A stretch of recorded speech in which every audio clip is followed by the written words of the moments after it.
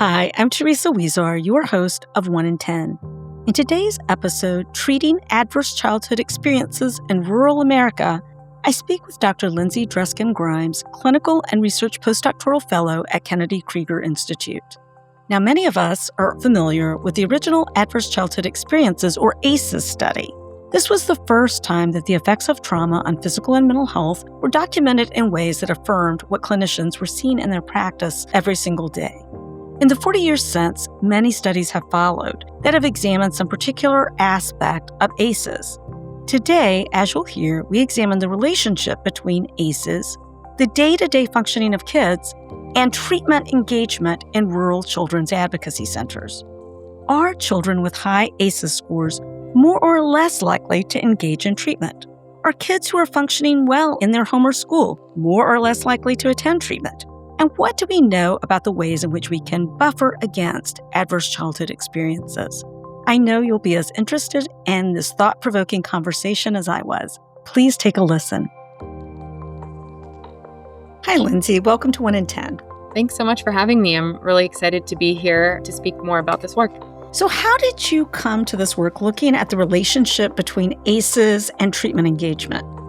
Yeah, I was really fortunate to start my graduate training at West Virginia University, being able to work in a state that has unfortunately been impacted pretty heavily by the opioid crisis and a lot of children being removed from their homes and going into child welfare. And so my first year of my graduate training, I was able to take on a position at the local child advocacy center, the Monongalia County Child Advocacy Center, and just kind of fell in love with the work there. The people there were incredible. They were supportive of all of my interest in doing research with that population, and was able to also build up my skills clinically working with traumatized youth, which was able to stay there over the course of my graduate training. I ended up sticking around there for all 4 years of my program and have kind of continued to collaborate with them ever since. What a great story. You know, we're a little biased about CACs. We think they're absolutely fantastic and glad that you found that too. So because we do have a worldwide audience and not everybody is as familiar with the ACEs or Adverse Childhood Experiences study and literature as you are, could you just briefly talk about what it demonstrates and especially what we know about it as it relates to dose response? Because I think that that's an important concept throughout your paper. Yeah, absolutely. So adverse childhood experiences, or ACEs, are these set of experiences that children can have that are potentially frightening or dangerous or violent and might lead to them developing post-traumatic stress or ultimately being diagnosed with PTSD or post-traumatic stress disorder. There's been a lot of research on ACEs. Kind of the first most seminal study on ACEs done through the Kaiser Permanente organization by Dr. Felitti. There was an original study where he looked at kind of a subset of ACEs, abuse, like physical or sexual abuse, household dysfunction characteristics, like a parent being incarcerated, or divorce, or domestic violence in the home, and then also neglect, so emotional or physical neglect, in which kids aren't getting the basic needs met. And those specific experiences that children can really have a striking impact on mental and physical health across the lifespan. So kids who have more ACEs are more likely to have poorer physical health, greater health risk behaviors like substance use or alcohol use, and also significant mental health impacts as well. So greater risk for suicide attempts, depression, anxiety, really just the full spectrum of impact on health. And they also found that it functions in a dose response manner. So the more ACEs, the more of an impact on health kids are shown to have. Having one has maybe an impact, but a smaller impact. And then as they experience a second or third or fourth, or more than that, they are experiencing kind of in a stepwise fashion, greater health impacts. Sort of a cumulative effect of all of that. Exactly. One of the things I liked about your paper is it had several different aspects to it. And another one of them was the relationship between ACEs and adaptive functioning. And because people may not have heard the term adaptive functioning before, can you, first of all, just in layman's terms, explain what it is, and then just sort of what's in the literature about what we know, even prior to the study, going into the study, about ACEs and adaptive functioning in kids? Yeah, absolutely. So adaptive functioning is sort of just the basic way that kids are functioning on a day-to-day basis. Their ability to communicate effectively with maybe their parents or their teachers or peers, ability to do kind of age-appropriate daily living skills like getting dressed in the morning, grabbing a snack after school, being able to kind of organize the things that are within their control. And so when kids are doing really well in terms of their adaptive skills, they can maybe be a little bit more independent. They might seem to be kind of functioning at an age-appropriate level. Parents can be less hands-on. And then if kids are struggling with those skills, they might need a lot of support, might have a lot of support or accommodations in school. Their parents are kind of doing some of those things for them on a day-to-day basis and might not be able to be as independent as you might expect for their age. And so we might expect that when kids are having greater experiences of ACEs, they might be sort of struggling in terms of their adaptive skills. They might have less ability to do some of those age-appropriate daily living skills. They might need more support, or they might not have had those skills modeled for them. If there's a lot of household dysfunction, they might not know how to prepare a healthy snack, or might not know how to go and brush their teeth or communicate in an appropriate way. In fact, I think that sometimes for caregivers, and especially I think in a CAC setting, what may drive a caregiver to agree to therapy, for example, may be the absence of good functioning, even more than their understanding of the ins and outs of mental health and mental health treatment and trauma and all of that. They're just like, my kid doesn't seem like they can get out of bed and get themselves dressed, and they're not functioning well at school, and they're fighting with their siblings all the time, or whatever it is, but it's behavioral often. Mm-hmm. Yeah. And those kids who are struggling behaviorally are the ones who are kind of right up in your face. They need the support. You couldn't go without supporting them. So they might be pulling for more teacher involvement. The families have to get more involved. And when kids are on the other end of the spectrum and maybe internalizing a little bit more, or they're quieter. Sometimes you hear, kids with trauma, they're told they're really mature for their age because they're doing all of those things on their own. Their reality might be that they didn't have another choice. It's kind of a sink or swim situation where they had to prepare a snack for themselves and their sibling, or, they didn't have somebody to get them up in the morning for school, or they switched to, foster care, kinship care, back to biological parents so many times that they had to structure their own routines. And so you're right. It can go the opposite way. When kids seem to be doing really well, parents might think that they're doing well and they might not need all of this extra support, or they can prioritize different things. Well, we're going to get more into the point you're raising right now, because that was an interesting, I don't want to get too far into it yet, but that was an interesting finding from the study. But I want to now pick apart one other thing in terms of terminology and what we're talking about for the audience. Before then, we're just going to dive into your study. And that is when we talk about treatment engagement, what exactly are you talking about? And you looked at a particular aspect of it in the study. So can you talk about that as well? So treatment engagement can kind of capture a few different things. It could be when they're in treatment, how much they're participating or engaging with the various tasks being asked of them. And the piece that I looked at was just sort of basic attendance numbers. So we wanted to standardize this variable. And so we had a cut point of, from the start of treatment, 6 months out, what was kind of the rate of how kids were attending therapy sessions. And it's not a perfect variable, but we really wanted to try and do as much as we could to standardize. So, of course, some families over the course of 6 months might have had an appointment scheduled every single week. Some families might have been maybe less on top of calling in and scheduling an appointment. And so they had an appointment scheduled every other week or maybe once a month. And so we created a percentage. So of the number of appointments scheduled, how many did they attend? So we could sort of see the rate of attendance across that 6-month period, which hopefully was long enough to give us a sense of, the start of treatment, what things were looking like as they were really diving into the meat of treatment. Now, we've set the stage with all of this very helpful background context, but now let's turn to the study itself. What were the 3 research questions that you were most interested in learning about? What were your hypotheses? Yeah, absolutely. So, we set out to look at factors that related to treatment attendance in children, specifically at this CAC. So we knew it was a sample of children who had experienced trauma. We know that trauma treatment works. Treatment can help kids to build skills, learn to cope with big emotions after experiencing something scary or upsetting. But this attendance and engagement piece is a major barrier, especially for kids in these high conflict, high stress families or kids involved in the welfare system. And so our three big questions were, do ACEs or adverse childhood experiences predict therapy attendance? How do these adaptive skills do they help children stay engaged, or how do they help children stay engaged in treatment? And then also just how common were ACEs in this kind of rural CAC population? There's not a whole lot of research coming out of CACs. It's a tricky, kind of messy real world setting. And so wanted to kind of document the population that was being seen here, what sorts of services were happening, and what traumas had these kids experienced. I appreciate you pointing out that the CAC, and especially a rural CAC population, is somewhat unique in its own way. And while every state is different, every CAC is serving slightly different population, at the same time, it was interesting when I was reading the demographic breakdown of both the caregivers and the kids.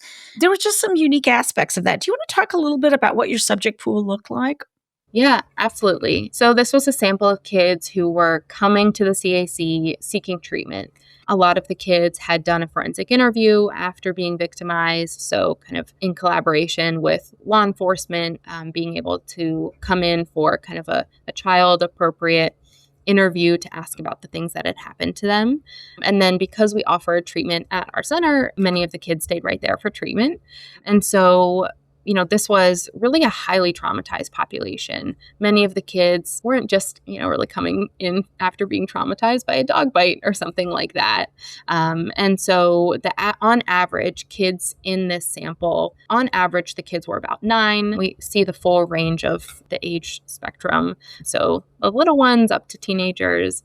And so kids on average were about 9 years old and had already experienced almost 5 ACEs on average. So even for the young ones experiencing multiple traumatic events, maybe they had a parent who was struggling with substance misuse, and then they were removed from their home, placed with another caregiver, experienced domestic violence, or, had been abused or neglected because of those ongoing substance use concerns. And so kids were really highly traumatized, much more than the average you might expect for the general population of children, which is about 1 to 2 ACEs for kids. And so really looking at a unique population that doesn't show up in research that often. It's hard to access them and hard to get them in for regular treatment. So I was really excited to be able to not only work with them, but be able to do some research here in that setting. And so they're really in this high risk category. They've experienced all of these traumas, and they are also kind of showing signs, showing symptoms of being in distress, having externalizing or internalizing symptoms. And for many of the kids, the conflict is ongoing. It's chronic. They hadn't necessarily landed in a safe or stable place yet. And so sometimes these traumas were ongoing. One of the things I thought was interesting that you pointed out in the paper is that because the average age was 9 and you would capture ACEs until someone's 18, it's even a higher level when you think about it in that way, that half their childhood remains. And so, the importance of making sure that additional ACEs aren't layered onto the already very high level, that they've experienced. I thought one of the things that was interesting as well were some of the caregiver data, because honestly, they're a group that's experiencing a lot of stress themselves. Mm-hmm. In the data, I just kind of jotted down a few notes from the table that you included, but 1 in 5 of the caregivers were grandmothers. Mm-hmm. So that was very interesting. I mean, we certainly see lots of grandparent caregivers, but that's a particularly, I think, high level. 50% had a high school education as their highest level of educational attainment. 50% were employed. Almost 2/3 were below the state median income level, which is already low, I believe, if I'm remembering right about West Virginia. Can you just talk a little bit about that? Because I was thinking, it's challenging enough to support a child who's had a traumatic experience or more than one. But when you also are dealing with caregivers who are under incredible stress themselves, I think it's all the more challenging. Yeah, I think just the makeup of these caregivers was really interesting because many of them weren't the biological parents. A lot of the kids in the state, because of this, kind of devastating impact of the opioid crisis, they had been removed from their home with their biological parents, placed into the foster care system, which at a point became really overwhelmed. And so many kids went into these kinship caregiver placements where they're placed with a grandparent, an aunt or uncle, someone maybe they know but haven't lived with. And then sometimes, and especially with these grandparents, they're kind of getting this second wind of caregiving. They raised a child who is having some difficulty raising their kids. And then they, maybe at 60 or 70 are having a 3-year-old or a 4-year-old or siblings placed with them. And not just kids who are doing really well, but kids who are having some significant mental health issues. It's a big ask for grandparents. It places a lot of stress. And many of these families, like the data showed, weren't affluent. They didn't have this endless supply of resources or transportation to make it to this center every single week, or, the finances to be able to support additional medical appointments, therapy appointments. It was a big ask for a lot of these caregivers. And a lot of the work, especially for young children, takes that intergenerational sort of dyadic approach too, where we're asking them to try out some different parenting strategies, which is hard when it's a caregiver who's raised many generations of kids before. It can be a big ask, not just to get them there, but also to show up and be present in these appointments too. I was thinking as you were talking about what a gift it is that these grandparents, despite all the things that we're talking about, were willing to take on the caregiving role for, such young children overall, and who had experienced traumatic events. And as you point out, might very well be acting out or withdrawn or whatever. I mean, all children require lots of care, but children who've been highly traumatized may well need additional care. And that's a lot to ask of individuals who are older and also experiencing their own stressors. So I think to be honest, I was surprised by the level of engagement because it's somewhat remarkable, actually, given all of that. Just everything that you laid out and described, might not be where we want it, but it's still, I think, people obviously want their grandchildren and whoever they were providing care for, if they were foster parent or anything else, they were willing to go to great lengths, it seems to me, overall, to try to get them the treatment and care they needed to the extent that they could. I'm wondering, as we talk about ACEs, one of the things you had in the paper, which I thought was really helpful, was a chart that just showed by percentage, broken down boys versus girls, the percentage of the subjects that had experienced those particular ACEs. And I have to tell you, it was, I'm not going to say surprising, I've been around a while, but it was very concerning, just the sheer high level of it. And, ACEs can also be things like natural disasters and other things like that, right? These are not the ones that were showing up at very high levels. And I shouldn't say unfortunately, we don't want people to have a tornado hit their house either, but it is more the case that they were experiencing things like child sexual abuse, child physical abuse, exposure to a caregiver that had a substance abuse issue, and other kinds of things, domestic violence. You go down the list of particularly concerning things. And I wondered, when you saw the list and the breakdown, was there anything that surprised you about it? Was there anything where you were like, well, I wasn't quite expecting that? Starting off in this work, I was surprised by a lot of it. I think there's sort of that shocked reaction or feeling maybe even overwhelmed by just the nature of doing trauma-focused work with kids. And I think the more we see, especially since the pandemic, the more we see these kind of changing rates of child abuse and ACEs in kids, a lot of research showed increases or hidden ACEs that were happening and not being properly identified and sort of reported, I guess, and managed in the same way that we saw pre-pandemic. It was all new for me, and a lot of it was surprising, but really getting to see the families and getting to work with them, it was what I was seeing, anecdotally in the cases I was working with.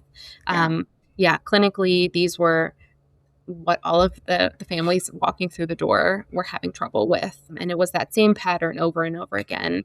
And I think also speaks to a strength of some of the values of Appalachian families, too, that there were so many relatives and grandparents and family members who were willing to show up and be that caregiver for these kids who were kind of caught in this cycle.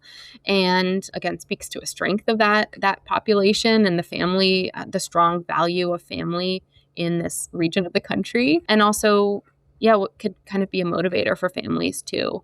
There was something about this child being important to them that made them step up to the plate. And I think that was really powerful to witness, and kind of harnessing and tapping into that over the course of therapy was something that helped families keep coming to. Even sort of acknowledging that a child advocacy center population is by its very nature going to include a population that's heavily traumatized, right? You were brought to a CAC because there's going to be an investigation of child abuse, and particularly sexual abuse and severe physical abuse for most of them. But I think what I was somewhat surprised by was, and it's certainly not unique to West Virginia, but West Virginia was the epicenter, more or less, of the opioid epidemic. But the high levels of exposure to substance abuse, 45% of girls in the study, and even higher level, 64% of boys lived with a caregiver or a person who was using or abusing substances. For boys, 93% lived with one or no parents. Not quite as high, but also high levels for girls. High levels of individuals who lived with somebody who had been to jail or had experienced the loss of a friend or relative, which I am wondering if those numbers being as high as they are were because of fatal overdoses. You saw in girls, 40%, and boys, maybe 25% had experienced that loss of a friend or relative. What to me, the thread that was running through all of that was these are kids who are not just experiencing this sort of tenuous existence, right? Because if you were another one that was high, was living with someone who had depression, suicidality, or a severe mental illness, they're living in situations that are somewhat tenuous because of those things. But there's also a lot of grief and loss that threads through it as well. And I was just curious about your own impression of that. Were you seeing that manifesting outside the data as well? It just, in reading these and seeing these very high percentages, I was thinking, you're not just dealing with the trauma of child sexual abuse. You're dealing with a whole lot of losses and other things that are going to show up in therapy. I think that is really what came to the forefront. I think for a lot of kids, especially young kids, we as adults see them go through something horrific, and we think that must be all they're thinking about and all that's going on for them, kind of the core of their symptoms and the stress they're feeling. It is important, and it does have a huge impact on them. And sometimes when kids are young, it's almost harder on the caregivers or the family to watch their child go through something like that, or harder for a grandparent to step in and kind of feel the true weight of what happened. And what really has an impact on kids is that they can't see their parent anymore. They're not in that home where maybe there were some things going wrong, but they felt it was what was normal for them. They felt loved by their parent, and now they're not able to see them anymore. They don't have a good understanding of what addiction means or looks like. Sometimes kids even get scared.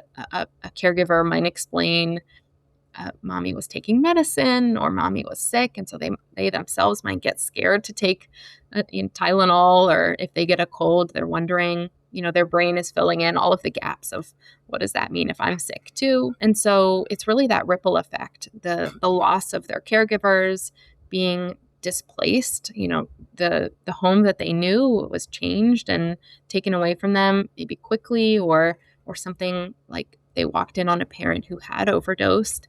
And so that was really scary. And now they don't really know that that's forever, that, this loss is permanent. These big traumas happening in the midst of all of these other really significant changes in their life, and that as kind of a constellation of factors that has an impact on their life. As you were talking, I was thinking about, I had been talking to someone from West Virginia, and they were saying that one of the things that was particularly hard on the kids that they were serving is that they would see a parent overdose, and then they'd be given Narcan and brought back. And that would happen over and over and over. And so the terror of thinking, your parent has died, and then they sort of miraculously live, and then you're scared it's going to happen again, and then it happens again. And it's just, I think all of that is something we, have to be thinking about when we're thinking about the practical implications of what we're dealing with clinically with these kids, because it's many of the things that are listed here that in your chart came out very high are chronic conditions. They're not one-time episodes that a child might be exposed to. They may be essentially the environment they're being raised in. And I think it speaks to the intergenerational nature of this trauma in these communities too, that sometimes parents don't even realize, or caregivers may not realize what this looks like, or they themselves weren't raised in an environment that was kind of healthy and supportive of their social and emotional development. And so, then when they become parents, they might have limited resources to pull from in terms of what they're supposed to do, how they discipline a child, how they support them when they're sad or when they're going through something difficult or when a family member is lost. And so that kind of keeps them in this cycle where that stress increases and their reserves for managing stress and accessing social support is taxed or limited. And so it continues on with their kids where they're not able to manage some of those high risk behaviors or some of the heightened symptoms that are showing up in their kids. And then, maybe it causes a relapse or it leads them to a point where they can no longer care for their kids. And it continues on and is really challenging for families to manage all of those things. So ultimately, what did you learn about the relationship between ACEs and treatment engagement itself? I think there was kind of a big finding that came out. We found that children with this higher trauma exposure attended therapy less consistently. That was something we hypothesized, that when there's more stress, more dysfunction, more trauma happening in the home, it makes them show up for therapy less often. But then the surprising finding for us was that when kids had high levels of adaptive skills, so they seemed to be more high functioning, more resilient, they were actually more likely to disengage from treatment when those ACEs were high. So when there's more trauma and more of those adaptive resilient skills, it led to less therapy attendance. So they were showing up less often. And that was really surprising for us. We thought that when kids seemed to be doing okay, when maybe the stress was lower because kids were functioning well, they would be able to show up for therapy. But actually, we thought that maybe what was happening here was that when kids seemed to be doing okay, they seemed to be showing some indicators of resilience. It almost masked the need that they had. Families, again, they grew up in this environment where there's high levels of trauma.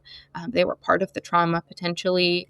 And so families saw their child doing okay, doing well, getting ready for school in the morning and helping out with their siblings. And they stopped coming to therapy, which is a big problem, right? We can't help kids. We can't help them benefit from these evidence-based treatments that we know work when they're not coming long enough to receive the benefits and to be engaged in treatment. I have to say, I found that a very interesting finding, but not a surprising one. And I'll tell you why, just because of some data we collected. So first we asked the AC directors, why do you think, kids are not following through on to treatment completion? Why do you think they're dropping out? Why do you think that your engagement rates are low, or where they are anyway, whether or not they were low? And they gave us this litany of, as you can imagine, transportation, childcare, like they went down this very long list, right? And those practical things, this is a few years ago, were high on the list. Okay.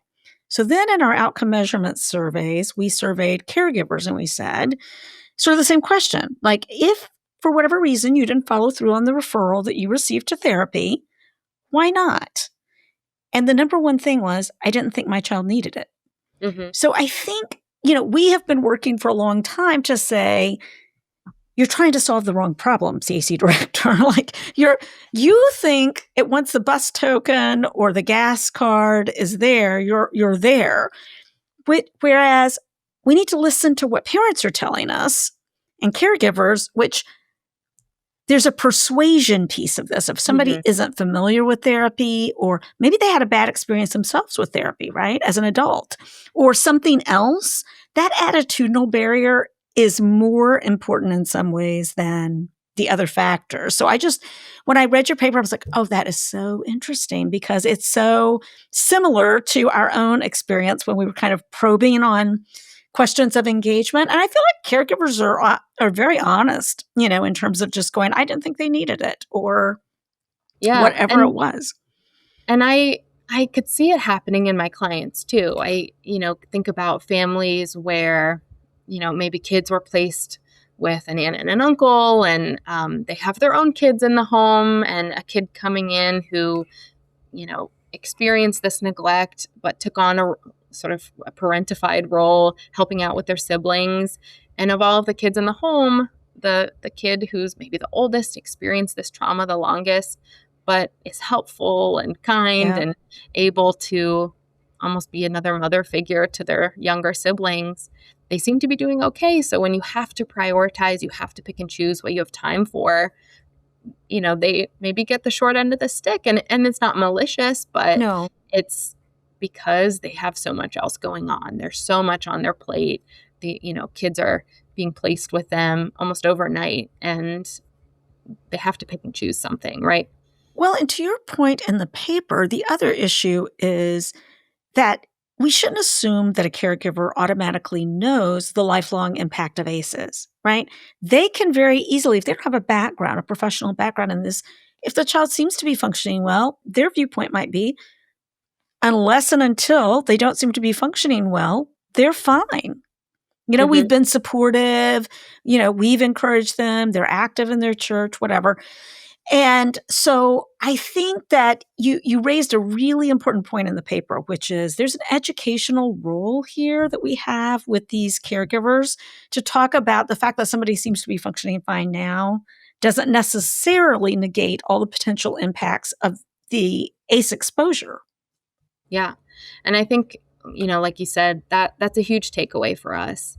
It helps us to know that early on, when we have families here in the door and we can give them information, it's important to let them know, how much of an impact these ACEs have. Even if everything seems to be okay right now, what we know is that, these kids long term, they have these significant impacts on their health, their mental health, their functioning overall. And so even though these kids have been incredibly resilient and learned to adapt to these challenging environments, we need to support them, even if it feels proactive. And we know it's not proactive because they've already experienced these ACEs. It's okay to keep them in therapy. It's okay to take that preventative approach prior to this increase in symptoms or before something really goes wrong or goes bad in that child's functioning. And so, helping caregivers to take that trauma-informed understanding of their child's behavior and not, to misinterpret what these adaptive skills mean, what this resilience factor means for their child. We need to be able to get them into treatments that we know will be helpful, or at least stay connected. So that way, when symptoms do increase over time, they can stay connected and reinitiate in therapy. One of the things that, and the paper didn't get at this, so I'm just talking about it. But one of the things that I think sometimes people don't think about is that you're teaching kids in therapy lifelong skills, and at different developmental stages, things can crop up. And if they already know those skills and they're prepared to deal with some of that, I mean, they might need to go back to therapy as a booster shot, but they might actually be able to use some of the skills that they've learned. And so when you cut that short, you're really preventing someone from learning some of what they may need that will reduce the likelihood that they'll be abused in the future, because we know they're more vulnerable to that over their lifespan. There's just a lot of, I think, downstream implications that, without scaring anybody or making it sound too negative, that we can try to impart. I did also want to talk to you, though, just for a second about, you also pulled apart the data about children who were exposed to substance abuse, essentially, in a very specific way, and looked at their ACE sort of scores separately, even from all the others. Because I thought this was so interesting, because we know that substance abuse is a big driver within neglect and kids coming to the attention of social services. I'm just wondering if you could talk a little bit about that. By and large, substance use was a major ACE in this sample. And so when we saw kids who were impacted by substance use, they are coming in with a specific profile. That's sort of one of many ACEs that are coming up in their experiences. And for kids who hadn't experienced that substance exposure, sometimes they're looking a little different. Maybe it's a different family structure. And so thinking about, even from a biological standpoint, when we know kids are exposed to substances in utero, that can have a major impact on their ability to regulate, their functioning, their cognitive factors. And so helping kids to have an understanding of the things that have kind of gone on in their history, they might even be more likely to engage in substance misuse as they get older. And so helping them to have a more holistic understanding of what it looks like, what their background is, an understanding of their story, what it means that their parents had been exposed to substances, or that growing up they might have been exposed to these substances in their caregiving system, their parents, and helping families to be able to talk about that. What does it mean? What does it not mean? How to have a consistent story that is age appropriate and makes sense for those kids. I was thinking when I saw the data at that particular subset of, and we're only talking about one subject pool, so we don't want to generalize too much here, but that they had a higher ACE score on average than the rest of the kids, all things being equal. And that made sense to me in the sense that, if you think about caregivers who might be impaired, that brings with it exposure to lots of things, right? Some of the loss we talked about, if somebody overdoses, it could involve, it could bring somebody to the attention, not just of CPS, but of law enforcement, and they could become system involved. Also, just the environment. Some of the researchers I've had on here in the past have talked about the link between neglect, for example, and substance abuse as a part of that, and child sexual abuse, just in terms of it's hard to appropriately monitor what kids are doing, and who they're with if you're impaired. And so one of the things that I was really thinking about is that's a real point of intervention, not just for CACs, but as a society. If we want to reduce ACEs overall, a good place to start might be pressing on this powerful lever about making sure that folks who would like substance abuse treatment have the ability to actually get access to it. Yeah, absolutely. I think, like you're saying, this caregiver supervision piece is a huge factor in ACE exposure. So when kids are not adequately supervised, whether that's because a parent's working or because they, might have a limited capacity because of substance use, it plays a major role in, maybe the unsafe people they're around, the other factors they're exposed to, the parent's ability to meet their basic needs and get them to the doctor's office or get them to school on time. And it, creates this web of ACEs that happen for these kids. Not only do they have a parent who has substance use problems, but they've also now been experiencing neglect, or a parent who maybe is less regulated or more hot and cold than they might usually be when they're sober. And so now they've experienced physical abuse, or they've been around unsavory people who have exposed them to, like child sexual abuse material, or, they've been around substance use in the home. And so maybe they accidentally got into something, or something happened, or a sibling got hurt. And that in and of itself was scary and traumatic. It's a key and a critical point of intervention when we're thinking about kind of the substance use service package for families. We have to think about kids too. Not only, are these ACEs prevalent in this population, but again, that in utero exposure, that in and of itself leads to all these secondary behavioral problems, cognitive, learning, developmental problems. And so when we think about adult substance use, we have to remember the kids that are so impacted by caregiver substance use. I found this whole study just fascinating. I really have appreciated the opportunity to talk to you about it, and I hope you continue to partner with CACs long into the future and continue to use them as a place to conduct important research as this is. Is there anything else that I should have asked you and didn't, or anything else you wanted to make sure that we talked about today?